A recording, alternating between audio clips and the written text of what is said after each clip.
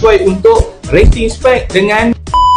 Okay guys, ada yang PM aku, ada yang komen, dia tanya, bang, apa beza coil plug berwarna merah dengan berwarna purple? Sebelum tu guys, aku nak kongsikan pada korang semua apa fungsi dia dan motor apa yang boleh pakai. Okay, untuk pengetahuan korang, untuk berwarna merah, motor yang sesuai pakai adalah motor Y15, Y16, LCV8, RS, RSX, Suzuki Rider, SYM. Okey, untuk yang berwarna purple pula sesuai untuk yang berkarburetor. Contohnya motor LCV1, LCV2 sampailah V7.